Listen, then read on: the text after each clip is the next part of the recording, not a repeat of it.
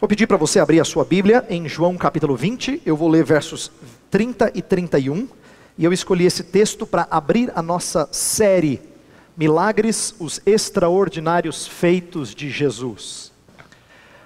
Esse texto que eu vou ler, João 20, versos 30 e 31, é curtinho, mas é o melhor texto que eu pude pensar para resumir ou introduzir o assunto de milagres, já que ele revela explicitamente, se não o único propósito, um dos propósitos mais importantes dos milagres de Jesus.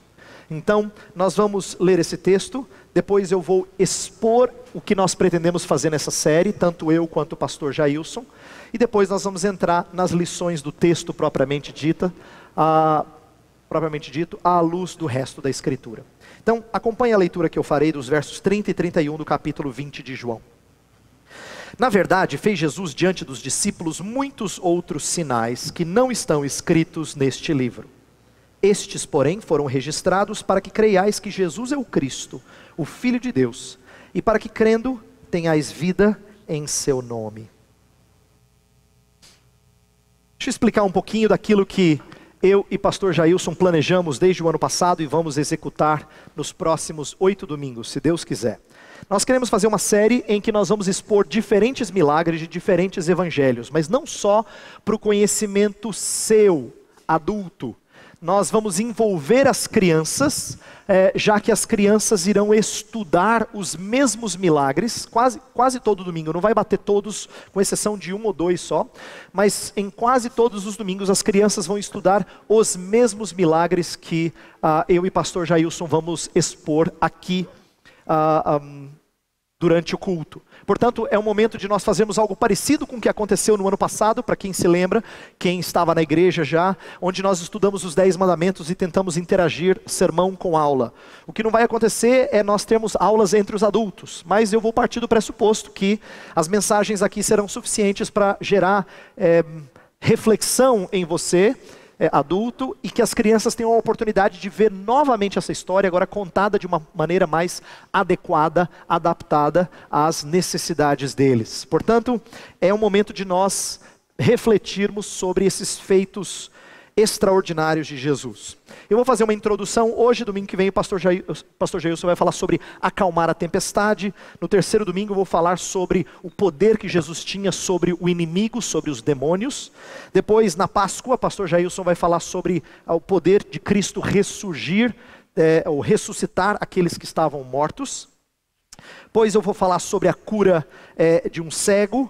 Depois multiplicação de pães, o pastor Jailson, vou falar de leprosos e o pastor Jailson vai fechar a série. Então nós vamos fazer, igual nós fizemos os 10 mandamentos, vamos intercalar, tentando mostrar à igreja de diferentes maneiras, como é que esses feitos devem nutrir a vida do povo de Deus. Como é que esses feitos de Jesus devem fazer-nos conhecer melhor a Cristo e assim nutrir o seu povo. Bem, qual é a ideia dessa série? Bem simples, eu quero que durante todas as mensagens minhas e do pastor Jailson, a gente pense em 2 coisas básicas. E você vá pensando nisso, à medida que você reflete sobre milagres. A primeira delas é, o que os milagres revelam acerca de Jesus, o operador de milagres? Por que eu estou colocando isso?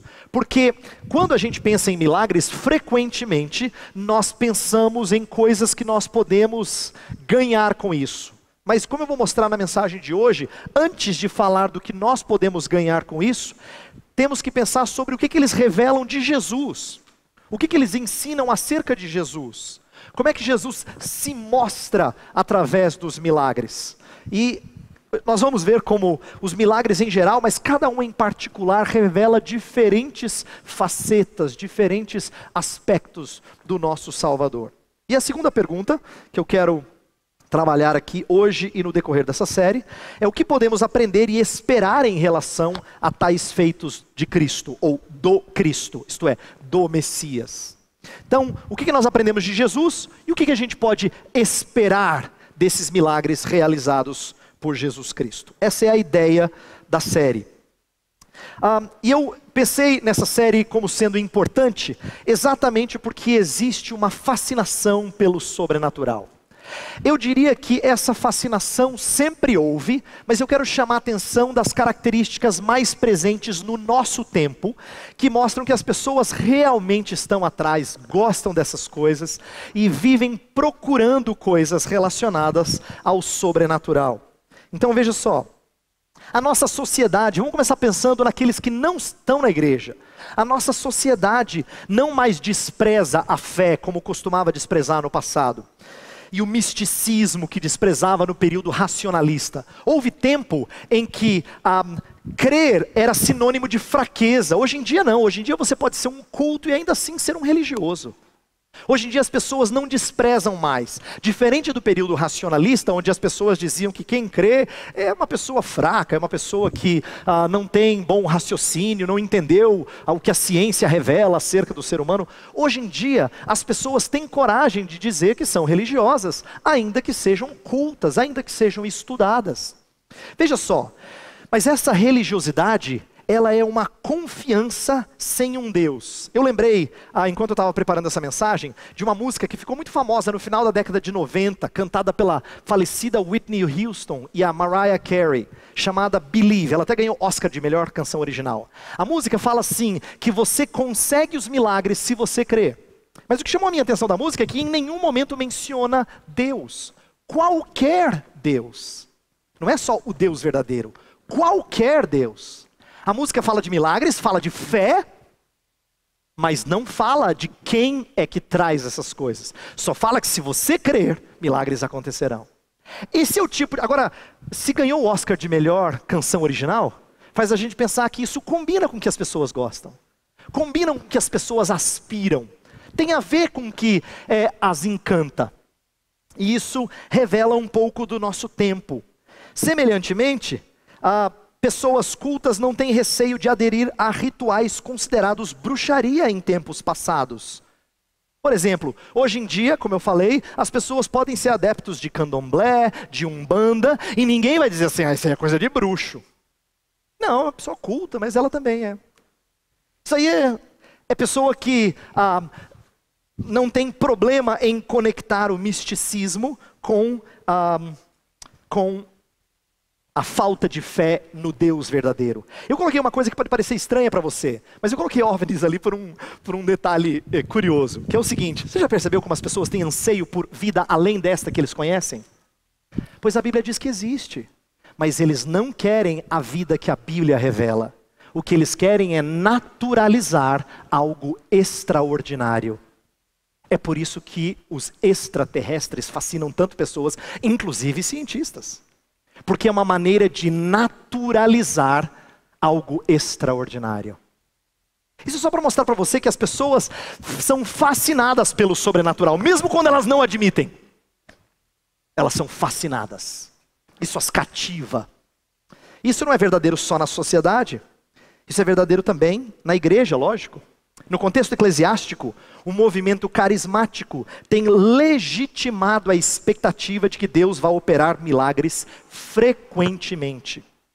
Então o que tem acontecido, desde que o movimento carismático tomou conta do cenário evangélico no mundo, e principalmente no Brasil, é que as pessoas estão agora legitimadas, elas entendem que é justificado pensar que Deus sempre vai fazer milagres. Tem uma música que alguns de vocês devem ter cantado bastante na mocidade, já faz alguns anos, chamada Rompendo em Fé, que falava assim: se diante de mim não se abrir o mar, Deus vai me fazer andar por sobre as águas. Em outras palavras, se um milagre não acontecer, outro acontece. Se um milagre não acontecer, outro vai acontecer. Falava de mover no sobrenatural. Por quê? É a expectativa de que Deus sempre faz isso. E muitas pessoas estão atrás dessas coisas. Por isso que uma série de milagres é importante.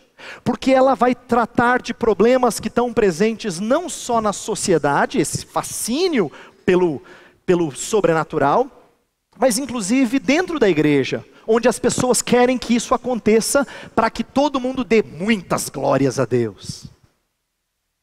Mas tem alguma coisa fora de lugar nessas duas ênfases, e é isso que eu pretendo mostrar. Por quê? Porque João vai nos ensinar que milagres são eminentemente sinais. O que isso quer dizer? Deixa eu explicar. Há 3 palavras mais comuns no Novo Testamento para milagres. As outras 2 não são tão usadas por João. Uma não aparece, que seria a dinamis, que diz respeito aos feitos poderosos, ao poder de Deus, né? Então, dinamis ou terata, que é uma palavra que diz respeito às maravilhas, e essa aparece uma vez só em João, mas aparece bastante, por exemplo, no livro de Atos, sempre fala de sinais e maravilhas, essa é a outra palavra, maravilhas. Mas a palavra sinais é favorita de João. Ele é quem mais usa essa palavra no Novo Testamento.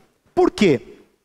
Porque para ele, milagres não são momentos em que Jesus vai fazer uma demonstração de quanto ele pode, para você ficar de boca aberta. Em nenhum momento João entende que milagres são uma coisa que Jesus pode fazer assim, para todo mundo falar assim, ó. Não. Eles sempre apontam para outra coisa, por isso que eles são sinais. A intenção deles é ir adiante, é revelar algo. Eu coloquei no slide, os milagres de Jesus não são meras demonstrações de poder, mas apontam para realidades mais profundas a serem percebidas com os olhos da fé. Então é interessante ver como Jesus Cristo sempre tem essa preocupação. A ideia é apontar para a glória por detrás do sinal. Lembra do famoso verso? O verbo se fez carne e habitou entre nós e nós vimos a sua glória. Glória de Deus. Então, o que esse texto está significando? Que a ideia era mostrar a glória de Deus. Mas todo mundo viu a glória de Deus? Não. O texto que a gente leu na ordem de culto, isto é, de transformar água em vinho, ela mostra que outros viram o milagre, mas só os discípulos creram nele, viram a glória de Deus. Então nem sempre viam, mas o propósito era mostrar a glória de Deus. Então João está sempre preocupado em mostrar alguma coisa. Tanto é que muitas vezes os sinais eles são desenvolvidos com discursos. Por exemplo, quando falarmos da multiplicação dos pães, pastor Jailson vai pregar sobre a multiplicação dos pães em João 6. Depois que Jesus multiplica os pães, ele vai ensinar para as multidões que ele é o pão da vida. Então ele vai mostrar como a multiplicação dos pães deveria apontar para outra realidade mais sublime, e não simplesmente para encher a pança. Quando Jesus Cristo cura o cego de nascença em João 9, ele diz que ele é a luz do mundo, por isso ele vai trazer luz a quem está nas trevas. Então essas conexões que às vezes, nem sempre, mas às vezes João faz, é para mostrar que os sinais deveriam apontar para uma realidade mais profunda, mais sublime. Por exemplo, Cristo, quando ele cura, quando ele mata a fome, ele está suprindo nossas necessidades. Quando Jesus Cristo, por exemplo, cura aquele homem que estava lá perto do tanque de Betesda, está em João capítulo 5. E a cura do cego de nascença, as duas acontecem no sábado. Curiosamente, João registra 2 curas no sábado. Por quê? Para mostrar para você e para mim que o Filho de Deus veio trazer descanso para os nossos corpos e para as nossas almas. Sábado é sinônimo de descanso. O que ele veio trazer é descanso, mas nem todo mundo entendeu. Tanto é que a maioria dos judeus ficaram irados com ele. Irados porque ele quebrava as regras do sábado. Mas eles não entenderam os sinais. Mas milagres são eminentemente sinais. Devemos atentar para isso. E como sinais, existe algo aqui que está explicitado no nosso texto. O texto fala assim, versículo 31. Que esses sinais foram registrados para que creiais que Jesus é o Cristo, o Filho de Deus, e para que crendo, tenhais vida em seu nome. Então, o evangelista João, ele seleciona alguns sinais, a maioria dos acadêmicos vai dizer que são 7 sinais, com o intuito de apontar para Jesus como o Messias, isto é, o ungido, o prometido Salvador, desde o Antigo Testamento, o Filho de Deus. E essa promessa e esses sinais, João entende que bastam. Ele seleciona alguns, mas ele sabe de muitos outros. Ele fala isso no seu evangelho. Ele fala existem muitos outros, mas a ideia é apontar para esse que é o Filho de Deus. Vá no capítulo 10. Vamos olhar versículo 37 e 38. Lá, Jesus mostra que as pessoas deveriam crer pelo que ele faz. Olha só. Se não faço as obras de meu Pai, não me acrediteis. Mas se faço e não me credes, crede nas obras, para que possais saber e compreender que o Pai está em mim e eu estou no Pai. Então, a ideia era mostrar que ele era igual ao Pai. O versículo 30 ele fala, eu e o Pai somos um, desse mesmo capítulo. E nos versos 41 e 42, olha a reflexão de alguns. Iam muitos ter com ele e diziam, realmente João não fez nenhum sinal. Porém tudo quanto disse a respeito deste era verdade. E muitos ali creram nele. Jesus estava falando, creiam em mim, por causa das obras que eu faço, são semelhantes às do Pai. Então, João quer registrar alguns sinais, ele seleciona alguns somente, porque ele entende que eles são suficientes para dar testemunho de Jesus como o Filho de Deus. E ser o Filho de Deus, para João, não significa ser menor do que Deus, mas ser da mesma essência de Deus, igual a Deus. É isso que o Evangelho de João quer mostrar. Então veja só, João os julga suficiente para despertar a fé de incrédulos e fortalecer os crentes. O que eu quero dizer com isso? Eu li alguns bons acadêmicos que falam assim, não, o propósito de João é evangelístico, ele quer que as pessoas creiam em Jesus e se convertam. E eu li outros que dizem, não, o propósito de Jesus é fortalecer os que já são crentes. Eu não creio que seja um ou outro, me parece que os dois são verdadeiros. E a dica que eu consigo dar a vocês é que tem momento que milagres acontecem só para ajudar ou socorrer discípulos. Por exemplo, em João tem um momento em que Jesus anda por sobre o mar. Mas não tem ninguém ali testemunhando, a não ser os discípulos. E Jesus fala, não tenham medo. Jesus está mostrando que ele está fortalecendo a fé dos que já creem. Mas tem momentos que ele fala com quem ainda não o conhece. O cego de nascença, por exemplo, ele fala assim, você crê no Filho do Homem? Fala para mim quem ele é que eu vou crer. Ele não conhece ainda o Filho do Homem. Ele sabe que ele era cego e agora ele vê. Mas ele não conhece o Filho do Homem. E quando Jesus o apresenta, ele fala, creio. Então tem momentos que alguns sinais, isso eu poderia mostrar de praticamente todos os sinais de João. Tem momentos em que a gente percebe claramente que Jesus está apontando para que um descrente agora se torne crente. E tem momentos que ele pega um crente e fortalece a fé desse crente. Vou dar um exemplo que junta os dois. A ressurreição de Lázaro. Quando Jesus Cristo chega para Marta e fala assim, Marta, você crê que quem crê em mim, ainda que morra, viverá? E Marta fala, eu creio. Só que ela não entendeu ainda todas as implicações. É por isso que a ressurreição do seu irmão vai ajudá-la a fortalecer a fé, à medida que ela conhece melhor a Jesus. Então, ele está fortalecendo a fé de uma mulher que já é crente. Mas no mesmo milagre, Jesus Cristo ora ao Pai assim, Pai, estou te falando essas coisas, não porque eu precise falar isso, mas para que todo mundo ouça que o Senhor me enviou. E aí diz o texto que por causa disso muitos creram nele, diante daquilo que ele fez ao trazer Lázaro de volta à vida. Então, os milagres, eles sempre visam a fé, tanto daqueles que não creem para passarem a crer, quanto daqueles que já são crentes, mas que precisam ter sua fé fortalecida. Então, milagres têm um propósito evangelístico e um propósito pastoral. Agora, existe uma coisa acerca dos sinais da fé que pode deixar a gente um pouco, confuso. Por quê? Nem sempre os sinais despertavam a fé nos contemporâneos de Jesus. Lá no capítulo 12, se você for no capítulo 12, verso 37 a 40, fala assim, e embora tivesse feito tantos sinais na sua presença, não creram nele, para se cumprir a palavra do profeta Isaías que diz, Senhor, quem creu em nossa pregação? E a quem foi revelado o braço do Senhor? Por isso não podiam crer, porque Isaías disse ainda, cegou-lhes os olhos, endureceu-lhes o coração, para que não vejam com os olhos, nem entendam com o coração e se convertam, e sejam por mim curados. O que a gente percebe aqui é que Jesus tinha feito muitos sinais. Verso 37 fala, tantos sinais, e no entanto, eles não tinham crido. Você lembra que em outro evangelho, os judeus até chegam a pedir mais um sinal, como se mais um fosse resolver. Jesus, mostra um sinal aí para a gente crer. Aí Jesus fala, geração incrédula. Por quê? Não lhes faltavam sinais. Não lhes faltavam sinais. Então, a gente deve questionar qual é a relação de sinais e de fé. Porque essa incredulidade não é só dos dias de Jesus, ela também acontece em outros períodos em que sinais ocorreram. Aprenda isso. Existem 3 períodos, só 3 períodos na Bíblia, em que Deus operou sinais e maravilhas através de homens. O primeiro foi durante o período de Moisés e Josué. Depois Elias e Eliseu, e depois Jesus e os apóstolos.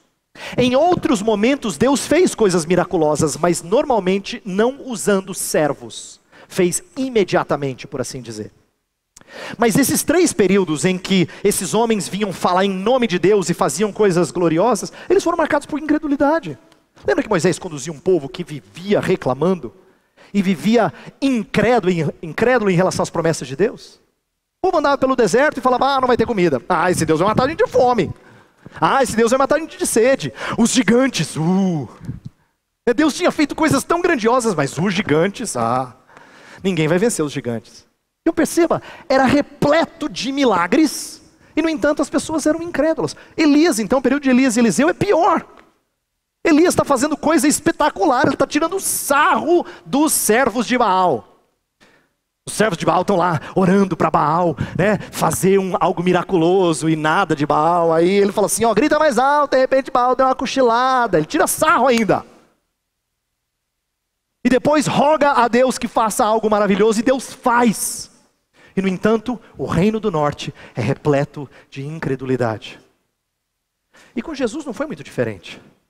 Quando termina os evangelhos, você não vê assim, 10.000 igrejas plantadas por todo o Oriente Médio, com milhares de pessoas. Não, um grupinho assim de discípulos. Então, isso deve fazer a gente ponderar. Qual é a relação de sinais e fé, se aparentemente eles não produzem tantos fiéis assim, quanto a gente esperaria? E deixa eu dizer uma coisa a mais. Às vezes havia fé, mas não era saudável. Por exemplo, capítulo 2, versos 23 a 25, é um texto que fala assim que muitos creram nele, mas Jesus não se entregava a eles, porque conhecia o coração humano, conhecia a natureza do homem. Porque a fé deles não era uma fé assim, tão pronta a seguir a Jesus Cristo. Eles viam, mas a sua fé não era a fé de quem queria seguir a Jesus. Tanto é que a história que vem em seguida é a história que confirma isso. A história de Nicodemos, que vem conversar com Jesus de noite, escondido, para ninguém saber. E aí Nicodemos, para se tornar um discípulo verdadeiro de Jesus, tem que começar a abrir o jogo. No capítulo 7 ele começa a defender Jesus, criticam ele. No capítulo 19 ele vai e enterra Jesus. Finalmente ele saiu do escuro, saiu do seu esconderijo. Mas o que eu quero mostrar é que nem sempre a fé era saudável. Por exemplo, capítulo 12, versos 42 e 43, texto que a gente estava lendo, diz assim que muitos dentre as próprias autoridades creram nele, mas por causa dos fariseus não o confessavam, porque eles não queriam ser expulsos das sinagogas. Os fariseus disseram assim, quem for seguidor de Jesus, cai fora, não pode vir adorar aqui na sinagoga, não pode vir aprender. Como a sinagoga fazia parte da religião deles, o que eles faziam? Não confessavam a Jesus em público. Diz o texto que eles criam, mas não o suficiente para confessar em público. E o verso 43 fala, porque amaram mais a glória dos homens do que a glória de Deus. E o último exemplo ruim de fé é o de Tomé. Lembra que Tomé crê na ressurreição depois que Jesus mostra as marcas e faz ele encostar? Mas Jesus fala assim, olha Tomé, porque viste, creste? Bem-aventurados os que não viram e creram. Então, o que eu quero mostrar é que essa relação entre sinais e fé não é simples. Muitas vezes as pessoas não creem, e alguns creem, mas de maneira ruim. Então, o que a gente deve pensar? Qual deve ser a relação dos milagres com a nossa fé? Então, agora é que a gente precisa aprender algumas coisas acerca da natureza dos milagres. Primeiro, milagres não são violações da natureza humana. Atenção para a gente aprender uma coisa. David Hume, o grande filósofo escocês, era um cético da realização de milagres, porque ele entendia que você só podia provar alguma coisa mediante experiências, mediante o empirismo que ele levou às últimas consequências. Então para ele, se as coisas não acontecem regularmente, ou ninguém jamais testemunhou de que aconteceu, então não pode ser real. Esse relato da Bíblia aí tem que ser falso. Mas o problema não é a incredulidade de Hume que eu quero destacar agora. O problema é as pessoas, os cristãos, muitas vezes, entenderem que todas as vezes que um milagre acontece, há uma violação da lei da natureza, ou uma interferência de Deus nas leis da natureza. E alguns cristãos entendem e definem milagre assim, mas essa não é a melhor definição de milagre. Por quê? Porque às vezes Deus usa coisas que são naturais para fazer milagres. Vou dar um exemplo. Quando Deus fez o mar vermelho se abrir, diz o texto lá em Êxodo que soprou um vento. Tá certo que normalmente o vento não fazia isso, mas naquele dia fez. Deus fez fazer. Fez com que o vento natural criasse um espaço seco para o povo passar. Então nem sempre Deus quebra com regras ou atua de forma completamente sobrenatural. E nem só isso, não são os únicos atos sobrenaturais. Deixa eu explicar isso aqui, porque isso aqui nem sempre é compreendido. A gente fala de milagres como sobrenatural, mas a verdade é que Deus não intervém apenas quando age miraculosamente. Sabe por que o seu coração está batendo nesse momento? Porque Ele sustenta todas as coisas pela palavra do seu poder. A Escritura diz que tudo é sustentado nessa vida por causa da atuação direta dele. Portanto, aquilo que a gente chama de providência, o cuidado de Deus da criação, também é sobrenatural. E eu digo isso porque às vezes a gente, no afã de ver milagres e de exaltar milagres, nos esquecemos de que o sobrenatural acontece todos os dias. Quando Deus sustenta você em vida, quando Deus sustenta as coisas que existem, existe participação do sobrenatural. Então, primeiro, milagres não são violações da natureza, não são os únicos atos sobrenaturais, e não são o padrão do livramento divino. Eu quero dizer com isso que nem sempre Deus fez isso. Na verdade, na maioria das vezes, Deus não livrou o povo mediante milagres. Tinha vezes que eles tinham que ir para a guerra. E morriam, alguns deles morriam. E isso deve nos ensinar acerca do aspecto extraordinário dos milagres. O que é extraordinário não acontece sempre. Na verdade, não é para acontecer sempre, senão não seria extraordinário. Mas não é curioso que crentes queiram fazer do extraordinário algo comum? Milagres não são o padrão comum do livramento divino. Mas o que eles são então? Então eu quero começar apontando para isso aqui, ó. Eles são revelações de Jesus como o Cristo. Eles mostram Jesus como o Messias prometido. E deixa eu explicar o que isso revela acerca de Jesus. Porque eu acho que aqui nós temos que conhecer mais o nosso Salvador e amá-lo com isso. Veja só. Eu já disse isso, mas eu vou repetir. As obras revelam que Ele é igual ao Pai. Nós já lemos o texto de João 10. Ele é quem torna visível a glória do invisível. Por que isso é importante? Deus é tão cuidadoso com você e comigo, que Ele não se deixa no escuro. Ele se mostra. E Jesus é a demonstração mais misericordiosa de Deus. Porque Ele se mostra igual a você. Ele se apresenta como um que é igual a você. Portanto, quando nós conhecemos a Jesus Cristo e os seus sinais revelam algo de Jesus Cristo, revelam a misericórdia de Deus.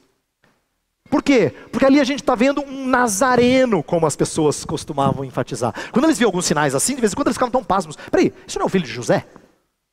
Não é o filho de Maria? Aquele com quem a gente joga bola lá, né? Quer dizer, tem um aspecto de algo comum junto com algo fantástico.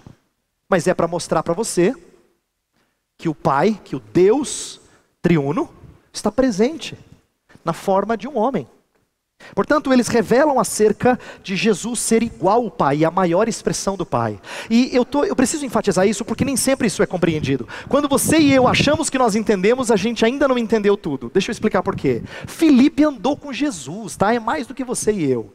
E mesmo tendo andado com Jesus, ele fez aquela fatídica pergunta: Jesus, dá para mostrar o Pai? Ele queria mais. Ele não percebeu a riqueza da revelação em Jesus. E às vezes a gente faz isso. Pastor, como? Nós dizemos que acreditamos em Jesus. A gente gosta de Jesus. Jesus é tudo para mim. Mas eu quero outras coisas que Deus não está dando. É por isso que eu estou frustrado hoje. Eu quero outras coisas que Deus ainda não me trouxe. É por isso que eu estou abatido. Então eu também vejo a Jesus Cristo como sendo menor do que Ele é. Porque parece que Ele não basta. Isso é para que a gente aprenda que se milagres revelam algo de Jesus, é de que ele é a revelação perfeita e suficiente de Deus.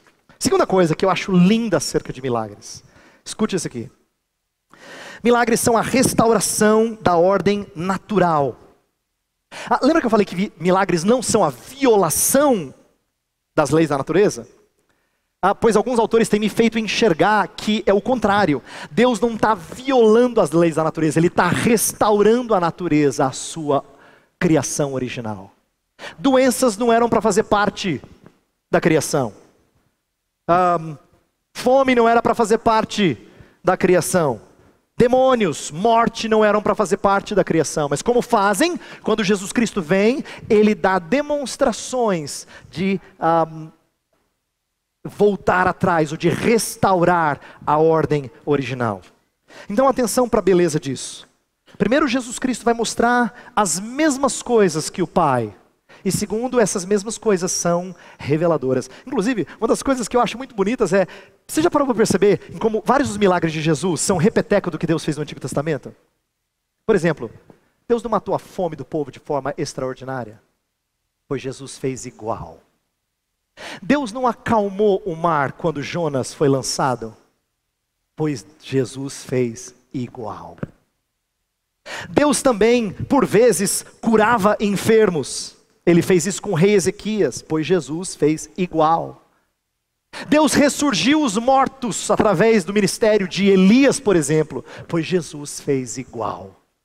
Os grandes feitos de Deus no Antigo Testamento são repetidos por Jesus. O mesmo Deus que controla o mar vermelho é o Deus que controla o mar na pessoa de Jesus Cristo, que acalma a tempestade. Jesus está se revelando como o próprio Deus para mim e para você, e está dizendo para mim e para você que Ele veio restaurar todas as coisas ao seu plano original.